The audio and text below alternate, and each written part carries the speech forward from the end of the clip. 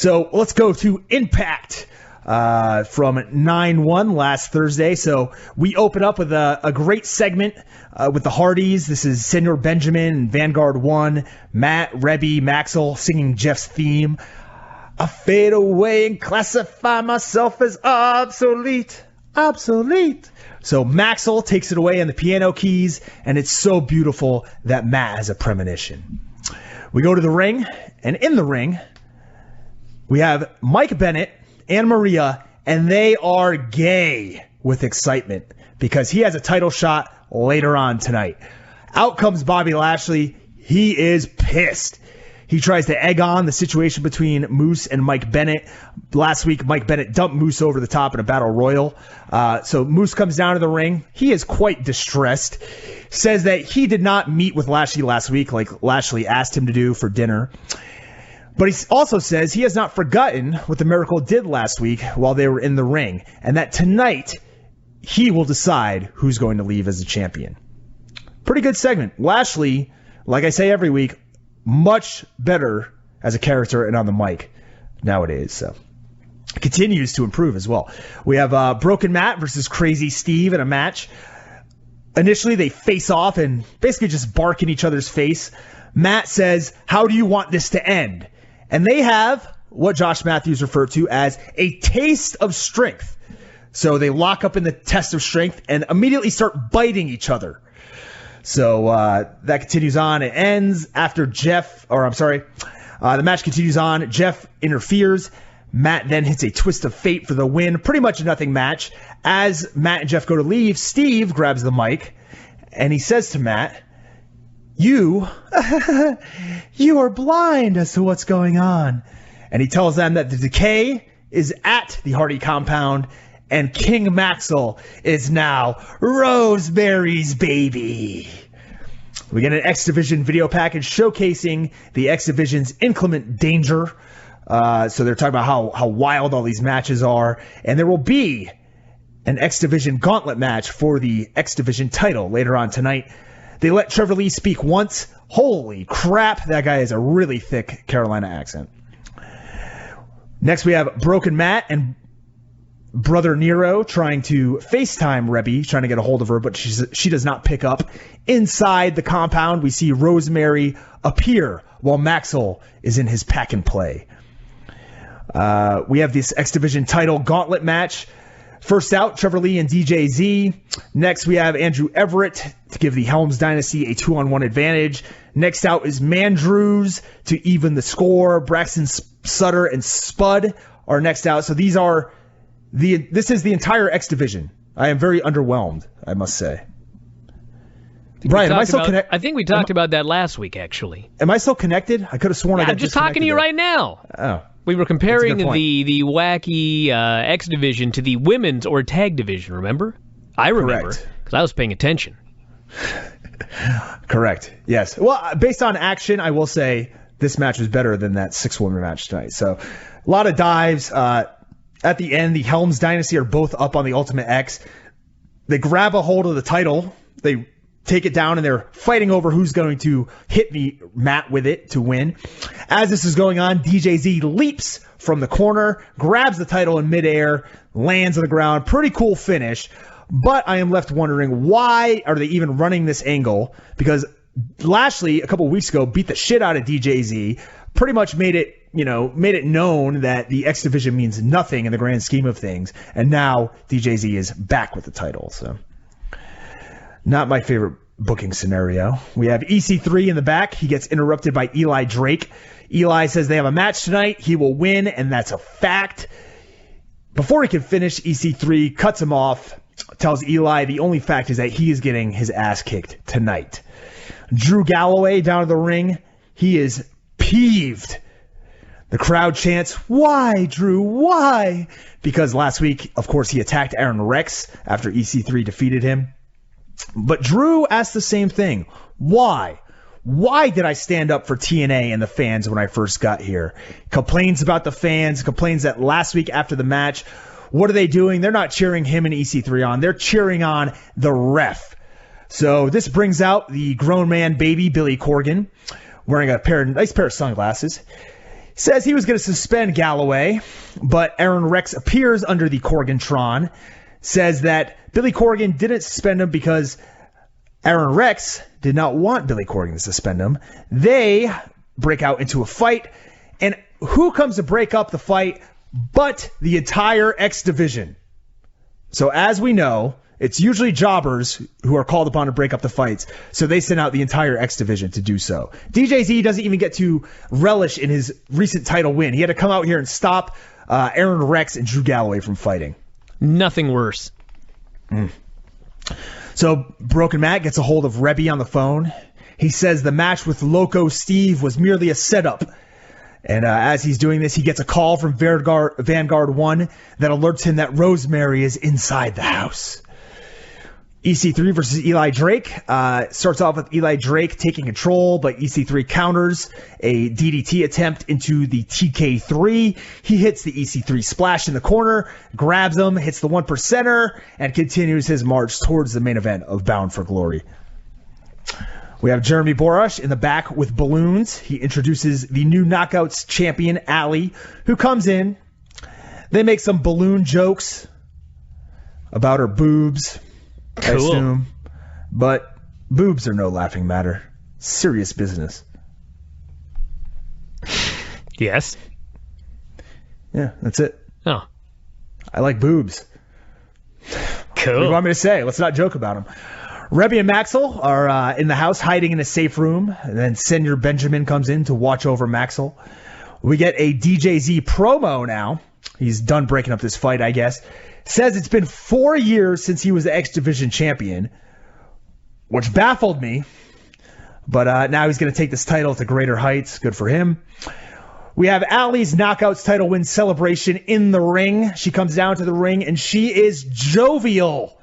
Wow. Yeah, but this brings out Sienna and Maria Kanellis Bennett. Sienna is pissed off. Really pissed off. She has to be talked down for beating up Allie. Maria sends Sienna to the back, says to trust her. Maria says, look, Allie, this celebration tonight, I wanted it to be perfect, but it's not for you. It's for your opponent. And she instructs Allie to lay down and lose the title. Allie says, no, I don't want to. And then lays down. Allie is crying. And Maria informs this guy, Stifler, who, believe it or not, I used to train with. He's a referee here in TNA. Stifler? Wow. Never heard that. Yep, Brian Stifler, the referee there. He counts the pinfall, and we have a new women's champion. It is Maria Kanellis Bennett. Maria forces Allie to put the title around her waist and announce her as the champion. As dumb as this angle was, they were both great in their roles. And then Josh lets us know that what Maria did to Allie was almost inhumane. Inhumane. And I thought to myself, fuck my life. So we have Moose cornering Bennett in the back while the Miracle tells Moose to stop listening to Lashley, stop listening to social media. Tonight is our Super Bowl. And he hands him a metal pole and he says, tonight, I want you to do it for us. Also dropped a Tom Brady reference in there. Locked on the Patriots coming up soon. Then we have Rebby. She's in the house going to find Rosemary. She finds Rosemary, who is next to the fireman's pole that they have in the house. Rosemary reverses up the pole. She scales it vertically. Goes up the pole. And this is where we see Rebby Sky run to the outside.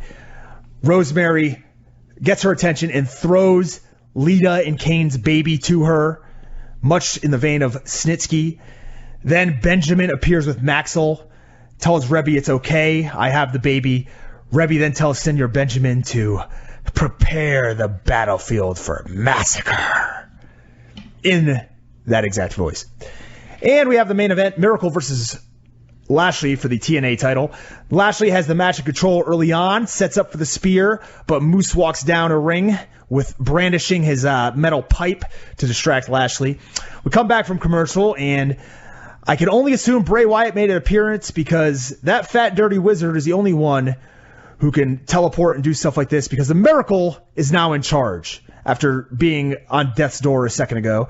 Lashley gets back on offense, but Maria distracts him. Bennett goes to grab the pipe from Moose. Moose backs away as he does that. Miracle argues with him, turns around, eats a spear. Lashley retains the title. This match was a nothing match, but Bennett gets in Moose's face after the match and slaps him until Moose has had enough. And he lays out Mike Bennett and leaves him laying as the show goes off the air. Man. Listen.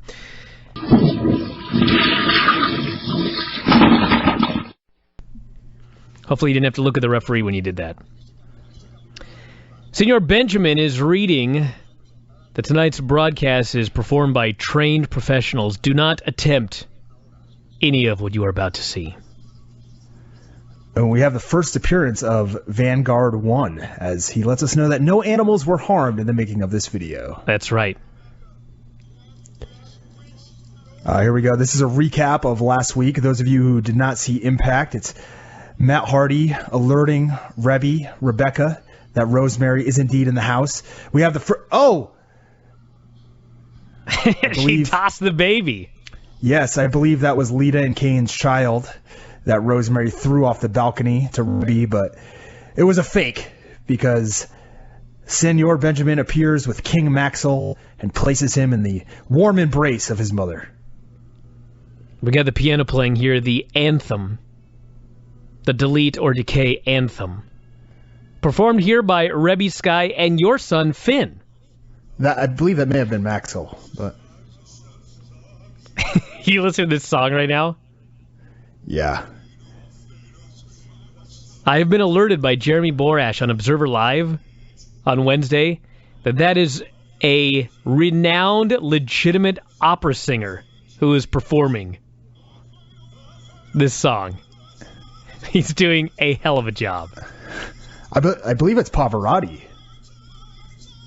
Senor Benjamin is digging a hole and wiping the sweat from his brow. And here we are at the Hardy family compound.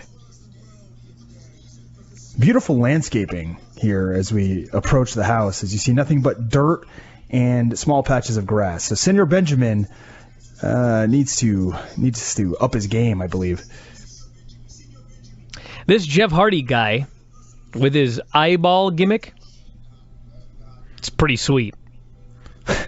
Bryan is referring, of course, to the white contact lenses that Jeff Hardy is wearing to signify that he has been deleted. And I'm not sure what Matt was just doing there, but it does it all the time. Matt is giving orders here, including to young Maxwell. Yeah, great camera shot there as they pan down across Rebby Sky's outfit towards King Maxwell. And Maxwell, by the way, has a fan snapped to his car seat.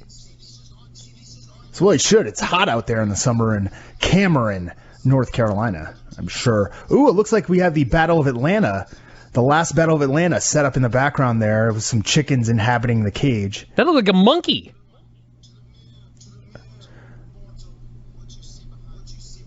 Matt's gray beard really helps with this character. And his well-bosomed wife as well. Yeah, I was going to say Rebby helps with the character as well. How old is Matt Hardy? 40? I think it's 39, 40. Oh. Right around my George age. Washington. George Washington is about to make an appearance. Here he is. He knew George Washington would come. So that is the spirit of George Washington in the vessel of that giraffe. Yes. What is the giraffe eating at this point? It looks like a hat. Oh, it's the hat. He's taken perhaps Rebby's hat. I, in fact, love the fact that Matt actually has a zoo on his compound. I believe there are about to be some more animals introduced in this segment, I would imagine, based on some screenshots that I've seen. Here's the famous Jeff fighting the kangaroo. Smokin' Joe Lewis. The kangaroo is fighting Jeff Hardy. Oh, my God. The kangaroo's shooting on him. What? He had a neck hold. Dude. That's for damn sure. Look at that fucking thing. Oh, my God. Oh, my God. He's attacking Matt. Look at that. That's Matt's gimmick legs. Yeah, that's like what the Usos did to Chad Gable too. They jumped on his leg and took him out. I told you there was an ape in there. Is this legal? Shouldn't Matt have a permit to have all of these animals in his compound? This one is DJ Z. This monkey is DJ Z as he hangs from the top swinging. Dude, how many monkeys has he got? Appears to be 4. Okay, there's no way this is actually on Matt's property. I'm calling shenanigans. I have a feeling this probably really is on his property. No, you can't own that many apes. Well, you just get a permit. No. It doesn't work like that, dude. Yeah, you get a permit. There's a tiger.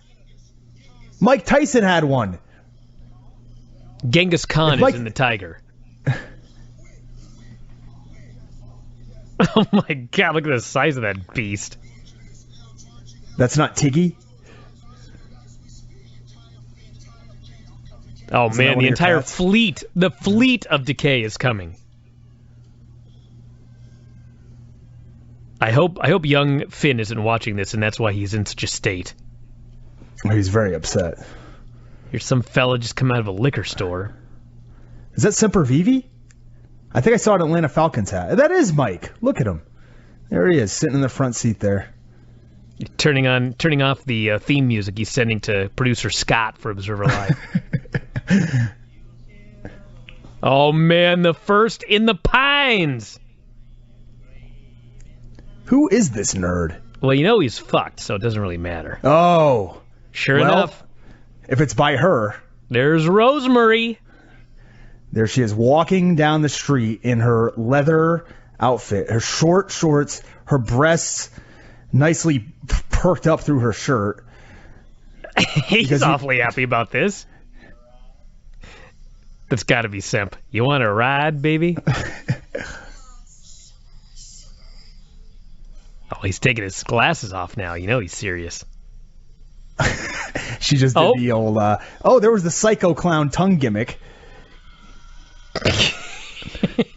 Crazy Steve on top of the Ford F-150. So I guess the storyline was they were walking there. They left him laying in the middle of the road with his pants down, face down on the ground. He probably took his own pants down and they're leaving a message. So I guess the storyline is they were on their way walking there and they got tired, so they had to kill somebody and take his truck. Yeah, it's also pitch dark. So, I mean, they're walking there at like 1 a.m, it seems? Of course. They don't travel during the sunlight hours. Give me a break. What time does Semp get off work? That'll tell us what time it was. Dude, guaranteed that was Semp. He works nights. There's Senor Benjamin still digging the grave. Digging your graves, my friend.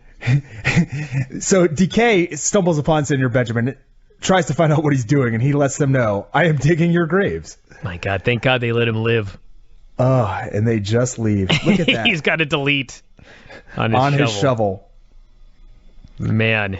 Can you believe they let that guy live? That was their fatal mistake. I'm calling it now. Well, that would require them dying as well. Here we see Rosemary, Abyss, Crazy Steve walking through the woods towards the Hardy compound.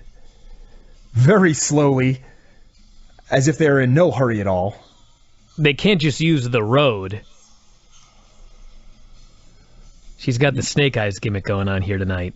Yeah, Rosemary also said home sweet home as she looked at the TNA's like WWE compound. And all the women in WWE have different colored hair. All the people on Impact have different colored eyes. You notice that?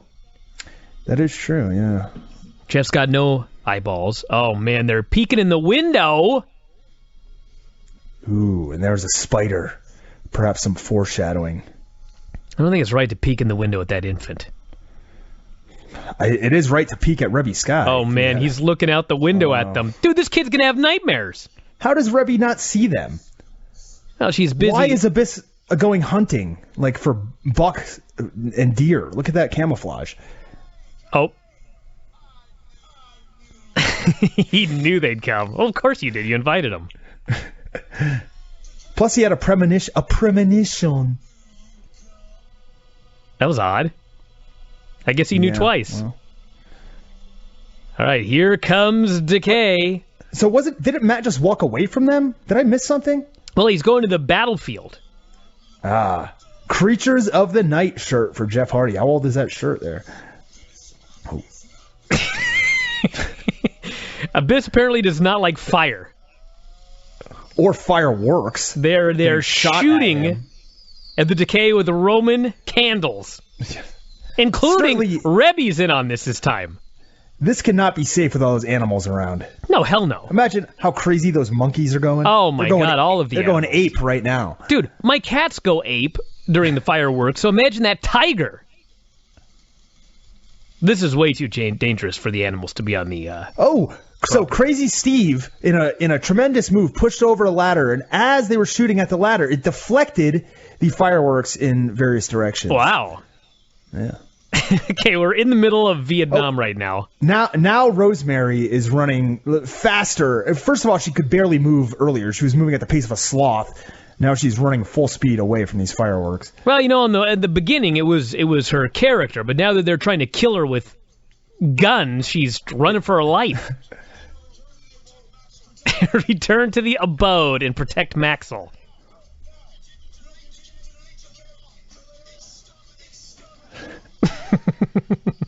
This is a grown man. I saw him live less than 2 weeks ago. He was not this entertaining. Oh, they are underneath the dilapidated boat. This is Decay. Decay is now hiding behind the dilapidated boat. You know what I do have to say is Decay didn't have much of a plan, it turns out. They showed up, and they're being shot at, and they've got nothing. Oh, man, they're going to the house. Uh-oh. This can't be good for anybody. No. Jeff is storming the boat, which Abyss is behind. Kicked it over. He drop-kicked the boat and sent Abyss and the boat in the water. Senor Benjamin approaches. He's got to get the boat from Mr. Hardy. Matt has now split off, and he is looking for Rosemary, who has run off into the... Perhaps Rosemary, I might add. Yeah. I think I saw a marijuana plant in the background there. And he's chewing on something. Somebody might want to... It's a cot. Dangerous African stick drug. It's a real thing. Senor Benjamin has taken a picture of the boat, I presume for insurance reasons. Oh, my God. It's because oh, my God. Joe Park is here. I knew it was for insurance reasons.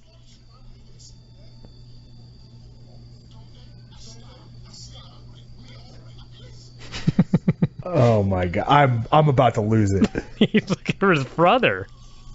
Oh no! Oh no! What a swerve! Was that the phone? The new iPhone 7 is also a stun gun. No, it had. You know what? It had to have been one of those Samsungs. The battery blew up and killed Joe Park. Holy damn shit. it!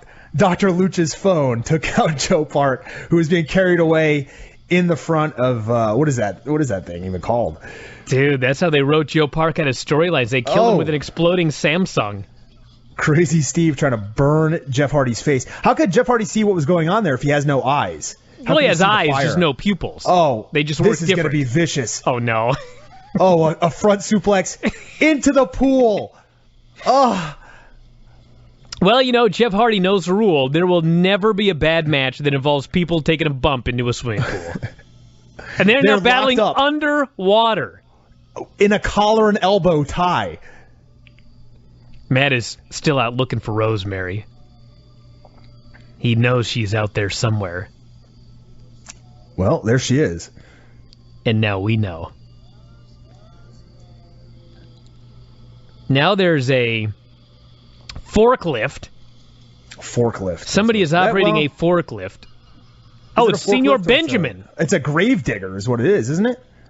Not a grave digger, some sort of digger. No, it's not a forklift. Not a forklift, you know what I mean.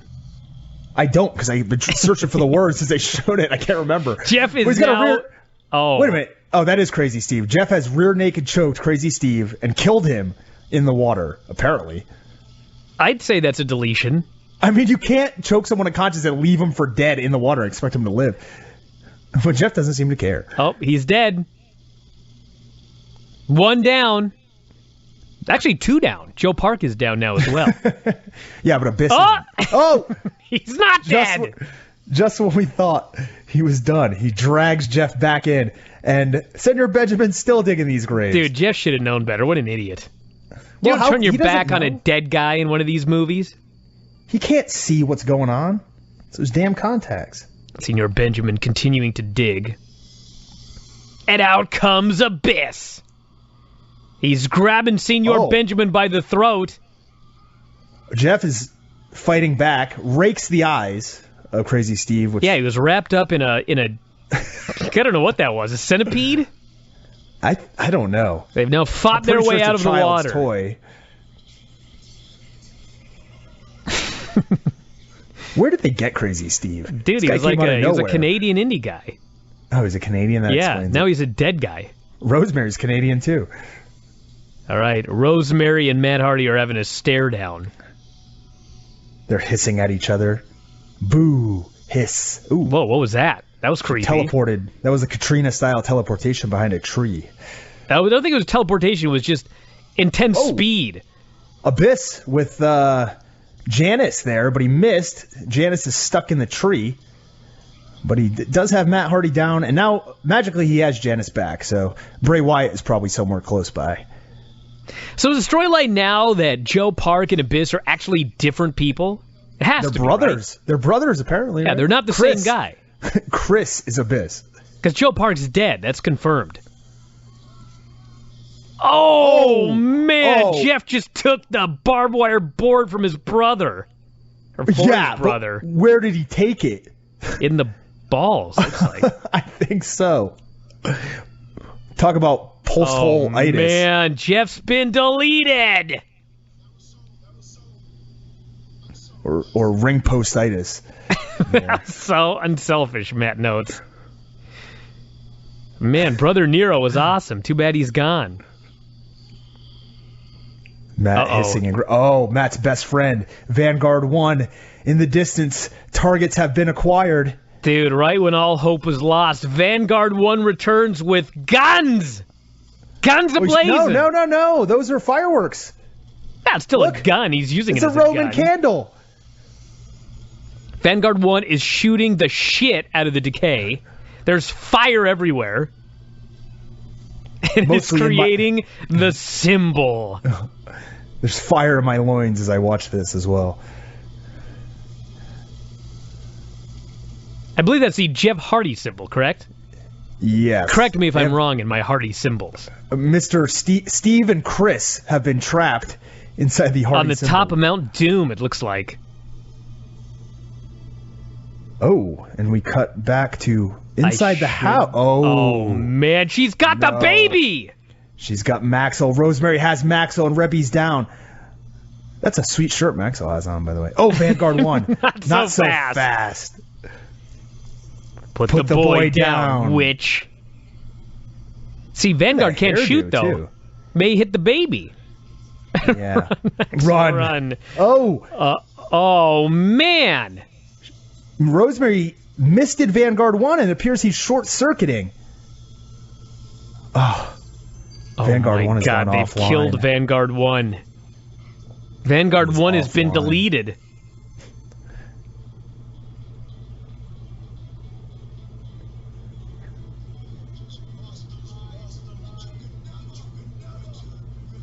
She's crossed the line by stealing the baby. That is a pretty bad line. Uh-oh. The green mist. Yes! Matt swallowed the mist.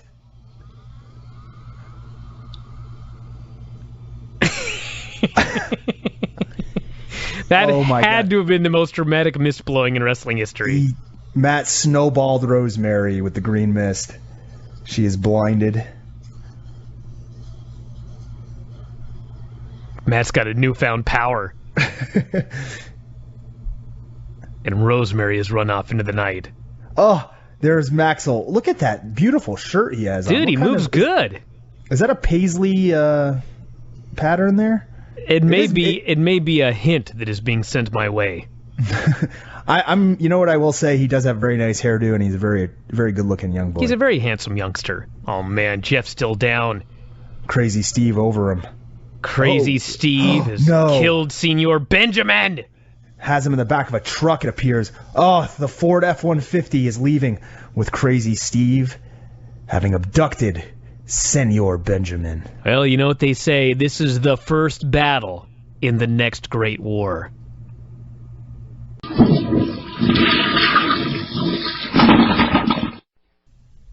Let's talk about Impact. Let's do it. Can I say something about Impact before we start off here? Nope. I'm gonna. Oh, damn it. So I watched a little of it this week. And I've not been watching a lot of Impact lately, outside of the Matt Hardy stuff. So they did and we'll get to it, the Grand Championship match. And I'm watching it. And it suddenly struck me that, God bless everybody on TNA. I'm not meaning to be a dick here, I'm just spouting facts. There's like maybe 350,000 people that are watching this show on a weekly basis. Less than 500,000 people are watching it. More people are visiting our website regularly than are watching Impact. They're in dire straits. They're in a rough spot. And they're out there, and these guys are wrestling in a six-sided ring. Do you know what difference a six-sided ring has made in the history of TNA and their successes and failures? Do you want to know how much, Tom? 0? Absolutely fucking 0. And I'm watching this match, and it's Drew, Galloway, and who's the other guy? Braxton Sutter. Apologize. It's Drew Galloway and Braxton Sutter in there, and they're taking bumps on this goddamn ring that isn't moving one bit as they fly through the air and crash on the canvas. Because a six-sided ring is like wrestling in a fucking parking lot on concrete. It's not like a square ring where you've got plenty of give and you could take a bump in the middle of the ring, which is not the most dangerous part of the ring, and all is well and good. These guys are killing themselves in this fucking six-sided ring that has zero reason for existing. None! There's no reason to have a six-sided ring. It hasn't helped one bit. It hasn't hurt one bit. Except it's hurting guys who are out there taking bumps in this fucking six-sided ring. Wanted to mention that.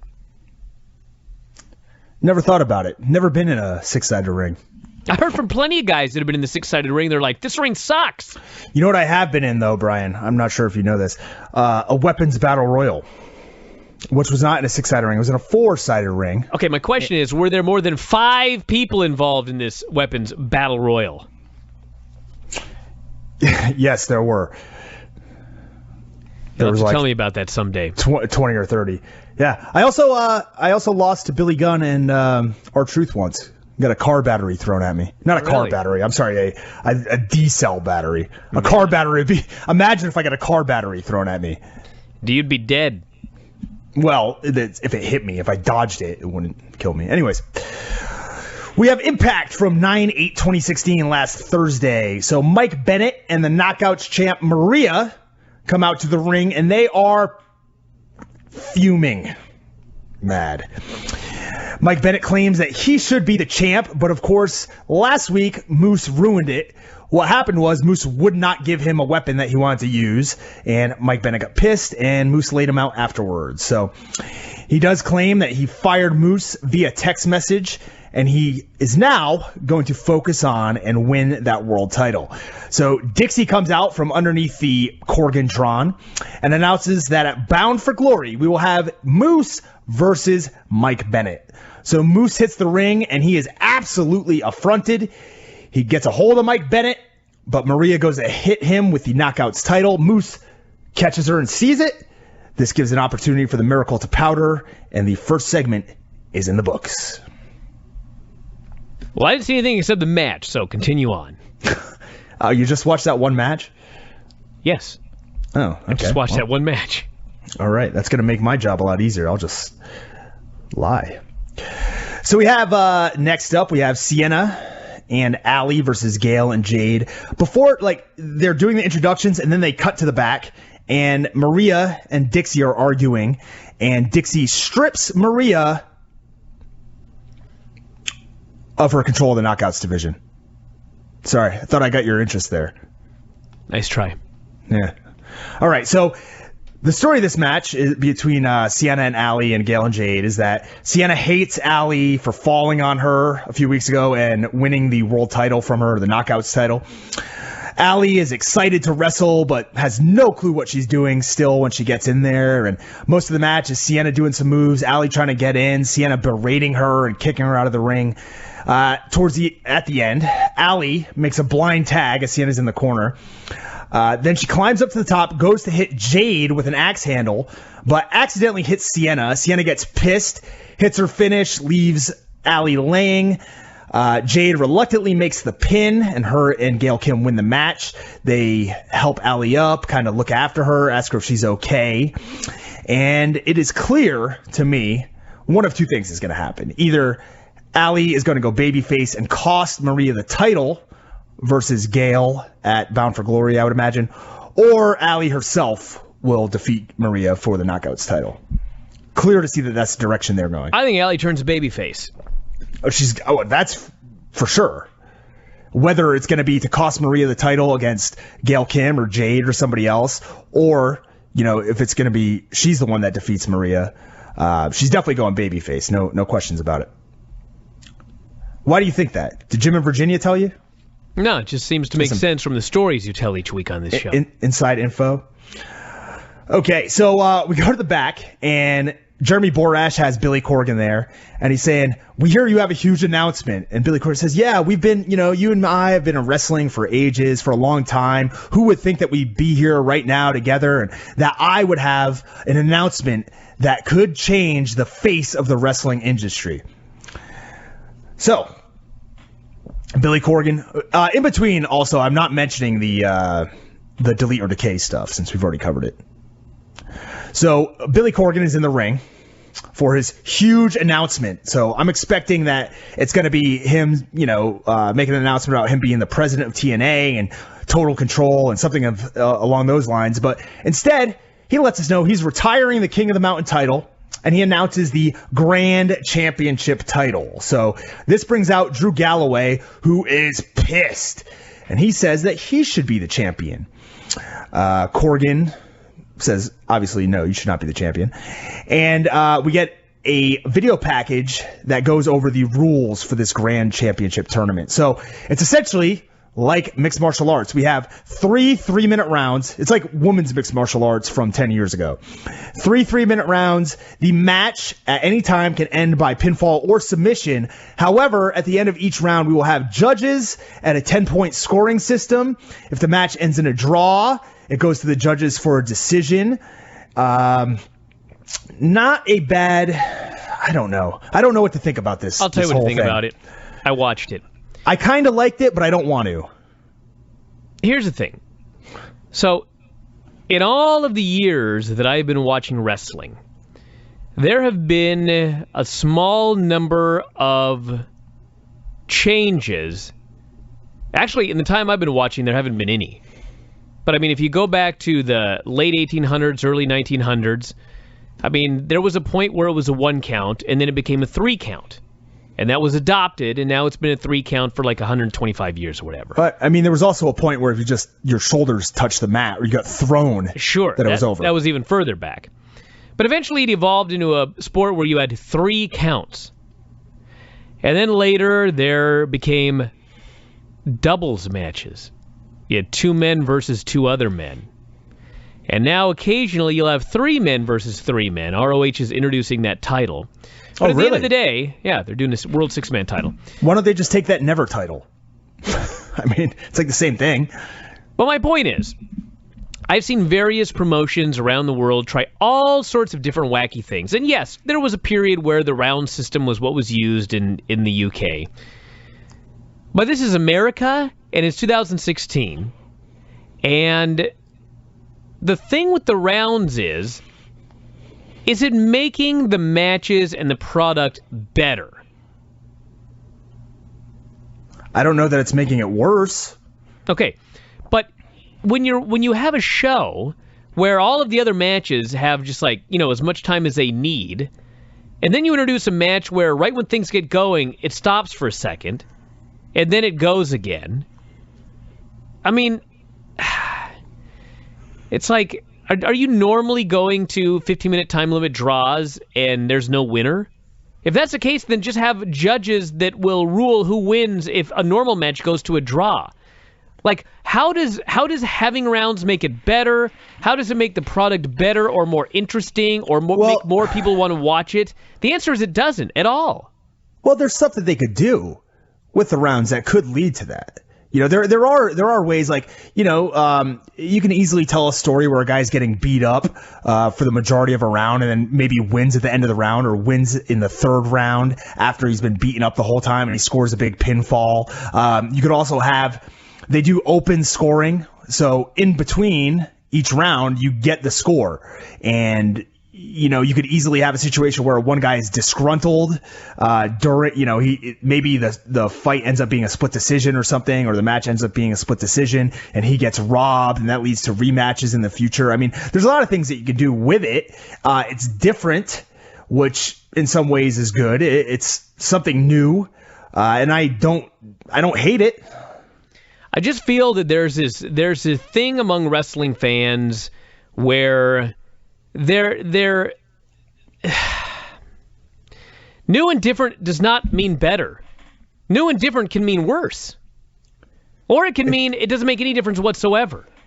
It's not a positive. It's not an automatic positive if you're doing something new or different in professional wrestling.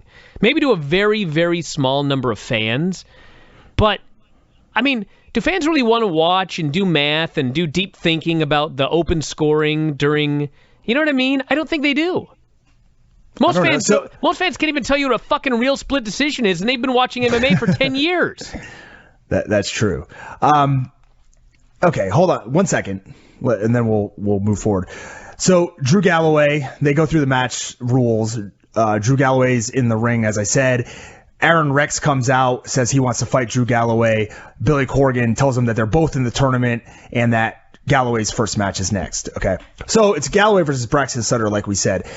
Now you're talking about, does it make it better? Up to debate. Do you think it made it worse? Kind of, because I think if they would have just done a match, because here's the thing, it didn't even go to the judges' decisions. Like, I invested my time in trying to keep track of the score for the first round, and then the second round, and then the third round starts, and there's a submission.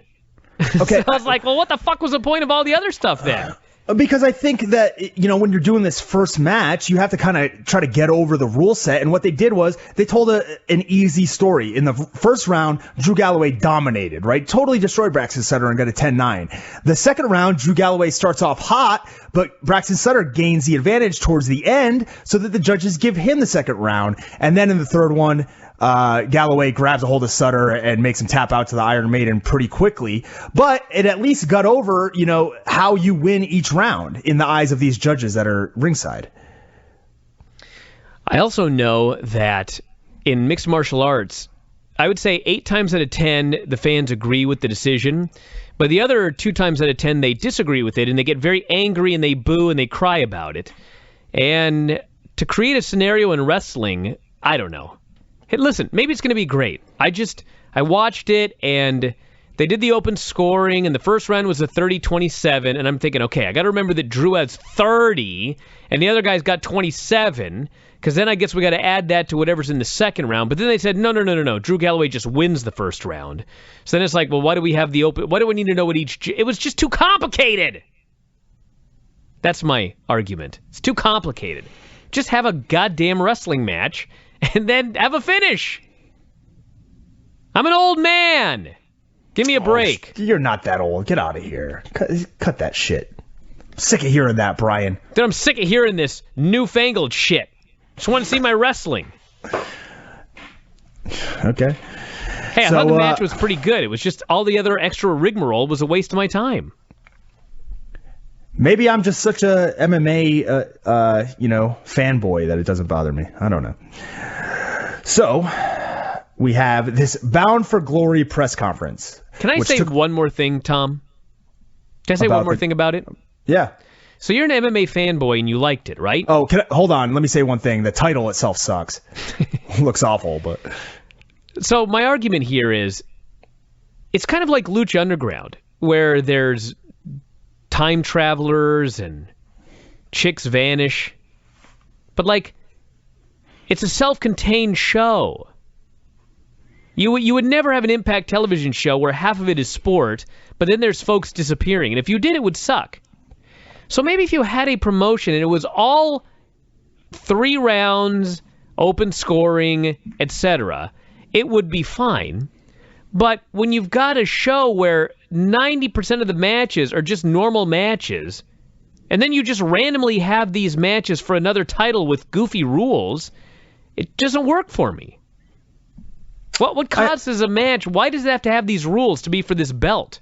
Yeah, no, I understand that point of view. When you explain it like that, I mean, I understand what you're saying. It's just I'm not casting it away at this point. A whole show with these rules would be better, or a whole show with wacky shit like Delete or Decay would be better because it's more congruent. It would be easier to intertwine storylines. This is like having a fantasy universe also intertwined with the real universe. It just doesn't add up. Okay. So nothing more to add. The press conference earlier from the Impact Zone in front of the audience, they had a pretty big audience there. I was surprised. Usually when we see these Impact backstage segments at like press conferences or even the Hall of Fame looks kind of dumpy sometimes. No, it looked like there was a lot of people there. So EC3 and Bobby Lashley are at a table. Billy Corgan's in the middle. I think this is where Billy Corgan let us all know that he is now the one in charge of TNA. So EC3 has a mic first. They give EC3 the mic, and he looks around. Nobody says anything. He goes, "Come on, guys, how about some applause?" And then everybody cheers. Someone needs to use that on Raw. So EC3 and Lashley go back and forth, arguing. There was some really good mic work here by Bobby Lashley, talking about, he said, if you look at every single promotion in wrestling or in other sports, mixed martial arts, there's one man who could defend this belt against any wrestler or fighter on the planet, and it's him. He said, EC3, you're not that guy. You're a bodybuilder. I'm a real fighter. And this promo was probably, I'd have to say, it might be the one I've enjoyed the most by Lashley. I just thought he did a damn hell of a job here putting himself over. So they eventually get into a fight. They battle all over the empty Impact Zone, fighting in the stands, in the entrances, in the back. Eventually, Lashley tosses EC3 into some wood, and that ends the fight. We go to the back, and Jade sees Allie alone. Allie is upset because she feels as if she's let down Maria. Jade is shocked at this and tries to give her tries to instill some sense in her. And that segment's over. So then we have what would be the main event match of the show. Eli Drake versus Jesse Godderz in the first round of this Grand Championship tournament. Jesse Godderz lets us know a little known fact before the match. That is, he was the captain of his high school wrestling team. Wow. Yeah. So Jesse pretty much dominates the first round, except one judge, for some reason, unbeknownst to us, gives Eli Drake the round. Same thing in round 2. Jesse Godderz dominating. 2 judges give it to him. 1 judge inexplicably gives it to Eli Drake. And in the third round, Eli Drake makes a comeback, hits his finisher, wins the match by pinfall, and advances in this Grand Championship tournament. And then the show ends with the aforementioned Delete or Decay segment. Well, there you go. Hey, listen, maybe this thing will end up great. Maybe I'll be eating crow. We'll find out.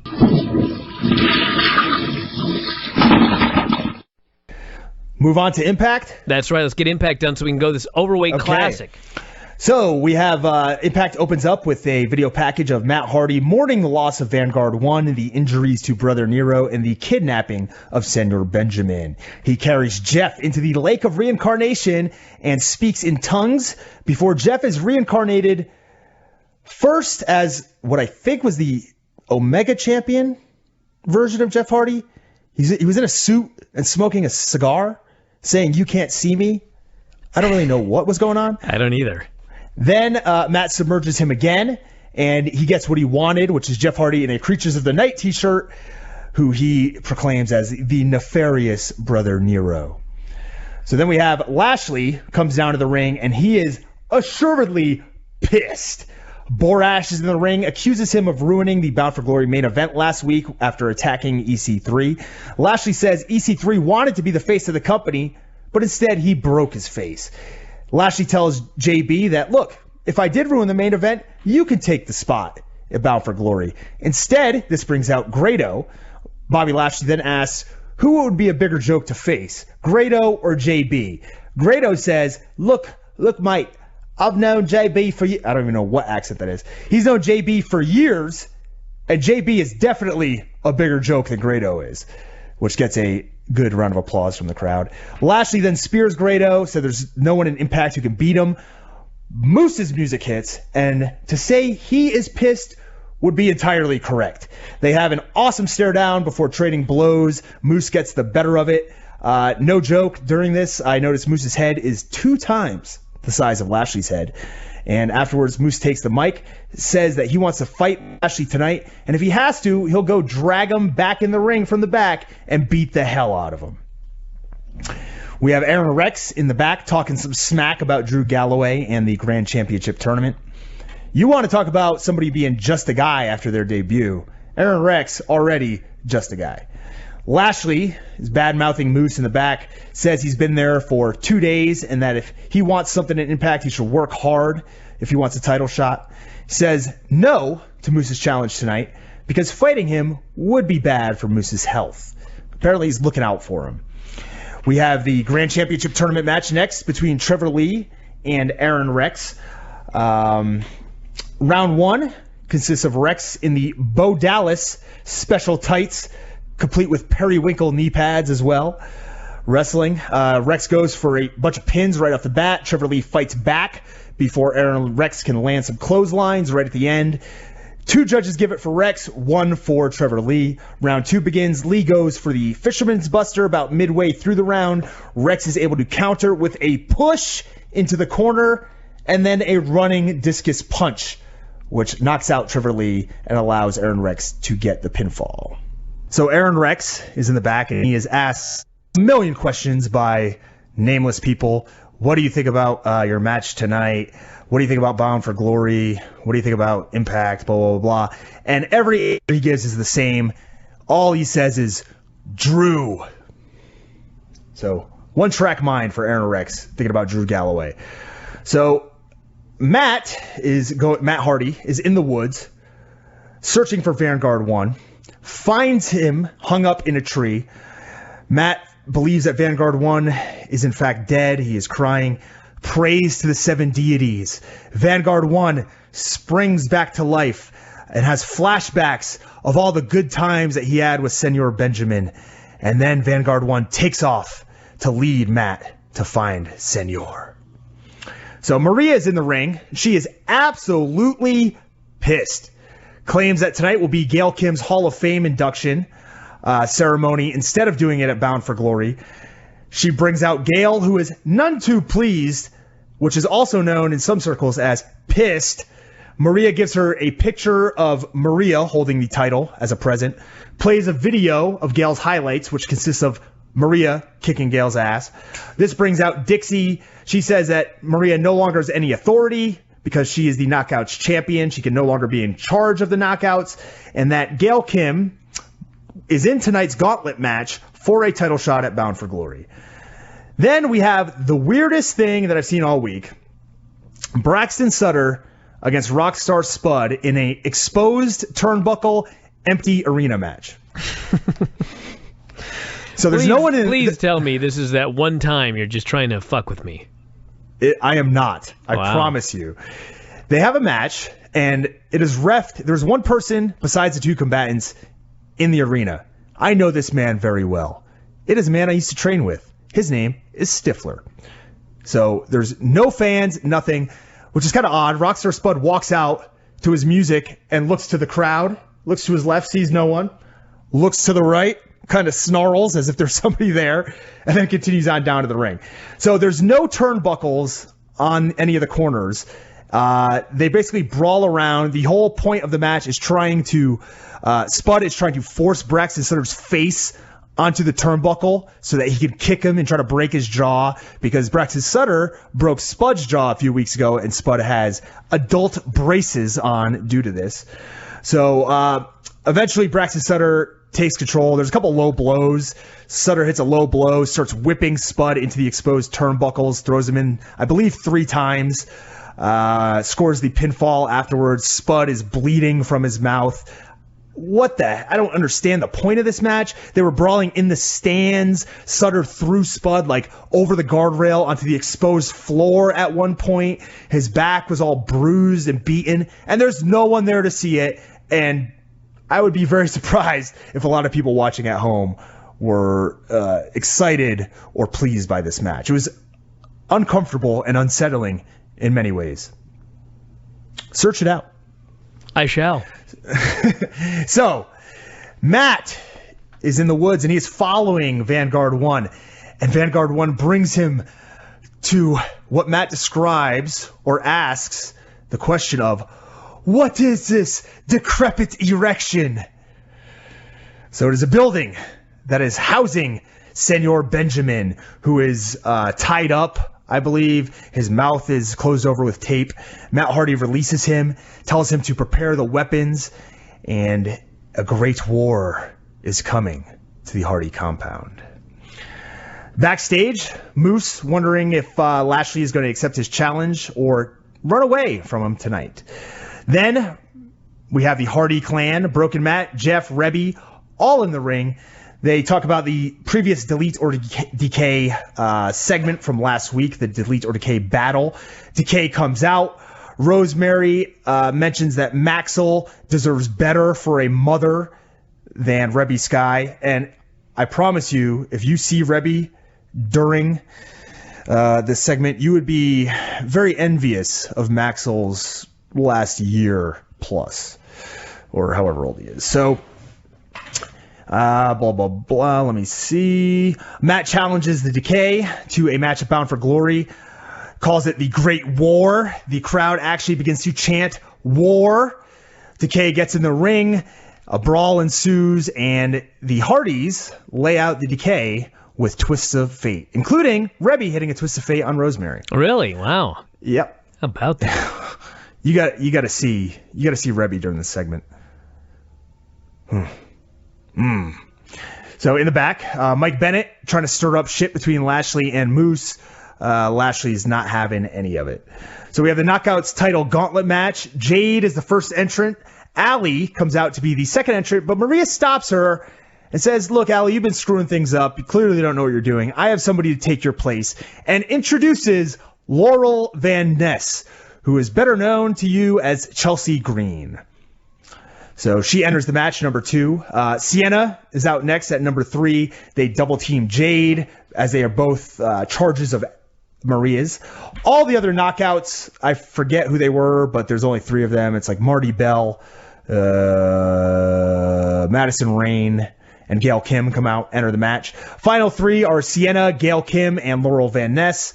Maria tells Allie to get into the ring to help Laurel, but as Allie tries to get in, she's pulling down the top rope. Gail reverses Laurel, and Allie accidentally low bridges her, eliminating her from the match.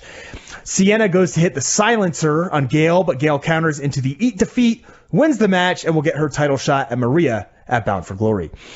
Allie is in the back running down the earlier events. She tells us that she had bought Gail Kim a $1,000 gift for her Hall of Fame induction, even though Maria only wanted her to spend $50. And, oh, I really like these little red fishies, as she eats some Swedish fish.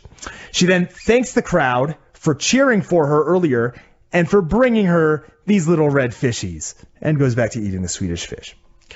Eddie Edwards versus Mahabali Shera in the Grand Championship Tournament. Edwards dominates the round. In the first round, almost has the half crab locked in. Time expires. He wins it. Mahabali Shera wins the second round. Edwards starts off the third round hot as he is injured and trying to get the quick win. Shera misses a tackle in the corner, eats an enziguri to the back of the head. Edwards locks in the half crab, and Mahabali Shera taps. So the final 4 for the tournament are Eli Drake, Aron Rex, Eddie Edwards, Drew Galloway. If we don't get Aron Rex versus Drew Galloway for the title at Bound for Glory, I will blow my own brains out. Don't say that, Tom. I was just making sure you were listening. We have the main event of this show, which is a confrontation in the ring. Moose is out in the ring, and the level of which he is pissed is insurmountable. Lashley comes out to answer his earlier call out. He's pissed, and he urges Moose to take the spot in the Bound for Glory main event so that they can get a big payday. But, much like CM Punk, it was Moose's dream to fight, and he punches Lashley, and it's on. They brawl around the ringside. Eventually, Moose has Lashley set up right where he wants him for the go to hell sky high off of the top rope. But Mike Bennett attacks from behind out of nowhere. Lashley then spears Moose, and they lay the boots on him. The crowd begins to chant for EC3, and they get what they want as EC3 is pissed, and he comes down to make the save. And that is how Impact goes off the air. I believe so, because for some reason... That's how Tom's notes went off the air. Yes.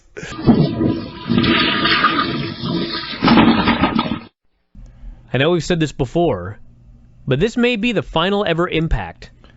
Might be the final ever TNA show, actually. Yeah. Because if they don't get purchased... And Billy Corgan did do a Facebook Live chat today, and he said he put in a bid, and it's out of his hands now. And so we will find out. He either gets it, and there is a Bound for Glory in television tapings, or he does not get it, and they're done. So, Tom, without further ado, what could be the final Impact Wrestling television episode in its 14-year history? Would be a sad day. So... we get a video recap at the beginning, replaying some of the Delete or Decay promos, and also the upcoming match between EC3 and Bobby Lashley for the title at Bound for Glory, which is this weekend. So the first match on the show is Drew Galloway against Eddie Edwards in a Grand Championship semifinal match. So the match begins, and logically, in this 3-minute round, they spend about 20 seconds not engaging, which at first kind of bothered me, but then I thought about it, and I thought, like, you know, if you really watch an MMA fight, the first 30 seconds, maybe a minute, a lot of times the guys don't do anything. So eventually they just kind of break into action. Edwards hits a tope to the outside, but Drew catches him and gives him a gut wrench onto the hardest part of the ring, the apron. And inexplicably, Drew wins this round on only 2 scorecards after dominating it. So we go to round 2. You know what's funny is in TNA, with that 6-sided ring, the middle may be the hardest part of the ring. Yeah, just take all the bumps on the outside. Maybe that's why most of the matches are on the outside. Could be. TNA. So the round 2 begins, and Edwards jumps Drew Galloway right off the bat, controls the round easily, but for some reason only wins it on 2 scorecards. It's clearly an Eddie Edwards round. So the third round and third 3 minutes of action here is a lot of counters, fighting over submissions. Edwards going for the half crab. Galloway getting the Iron Maiden. Edwards reversing the Iron Maiden into his own Iron Maiden. Eventually, Drew fights out and hits a razor's edge. He does a razor's edge, throwing Edwards towards the turnbuckle where Eddie Edwards only hits his neck on the top turnbuckle. Why would you even try this move? This is an accident waiting to happen. So Edwards eats this razor's edge into the corner and then comes firing right back out with an enziguri. Galloway grabs him and hits a future shock DDT, and they kind of double down. Right as the round is about to end, he covers him, drapes his arm over Edwards, but only gets a 2 count. So for the first time in history, we go to the judges for a decision in the Grand Championship tournament, and your winner via split decision, which should have been a unanimous, is Drew Galloway. So we get the right call here.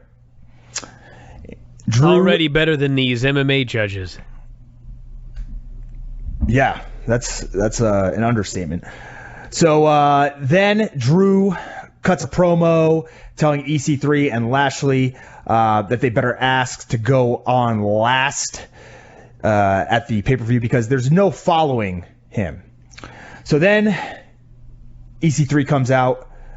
There's a big schmoz. Lashley's out. Bennett's out. A bunch of fighting. Moose comes out and makes the save. Gets cut off by Mike Bennett. And then Lashley nails him with a spear. So a lot of backstage segments here, of course, in true TNA fashion. Maria looking for Allie to find her an opponent which she can beat up later on in the ring to show her expertise. Mike Bennett and Lashley have an interview. Mike Bennett clearly trying to get on Lashley's good side, telling him that he's his best friend. Lashley pretty much tells him off in this situation. And we go to our next Grand Championship semifinal match between Aron Rex and Eli Drake. They do some mic work at the beginning, trade sophomoric insults. The first round goes to Aron Rex, score of 10-9 from all three judges. Eli Drake takes over in the second round and gets two judges to score for him, although all three should have. In the middle of the third round, Aron Rex hits the ropes, comes flying off them, and nails his finish, which they have called the Revelator, to win the match. His finish, Brian? A discus punch. The Revelator. A discus punch. So, what was his finish in WWE? I don't remember. He would just take a pinfall? Staring up at the lights was his finish, much like Vinny. Have you changed your mindset on these rounds yet? I really enjoyed the Galloway and Edwards match, actually. I thought it was really good. But I mean, the question remains, would it have been better not doing rounds?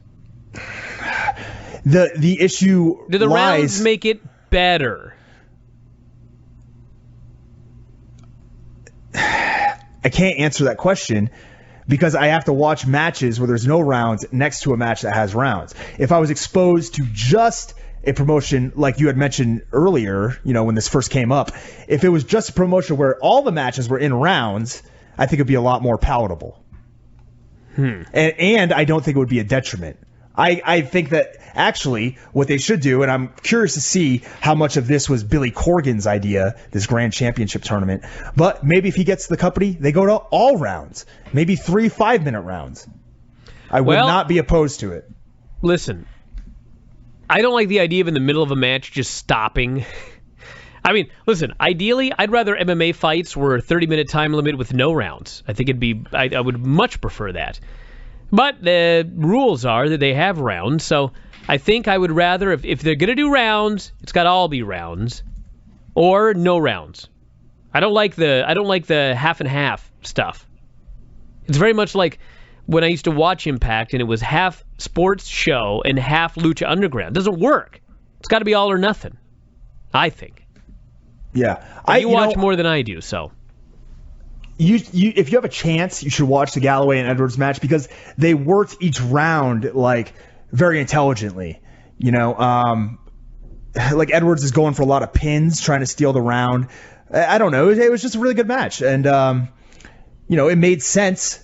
You have guys trying to jump guys right off the bat in some rounds. You have guys playing it safe in other rounds and trying to, rack up points by going for pinfalls. It's an interesting concept, and, there's a lot that can be done with it. But as we initially mentioned, when you have these matches right next to a traditional professional wrestling match, it just looks kind of weird. So, anyways, moving on. So, Aron Rex has won the match. We get another Delete or Decay segment in the back discussing the upcoming Great War at Bound for Glory.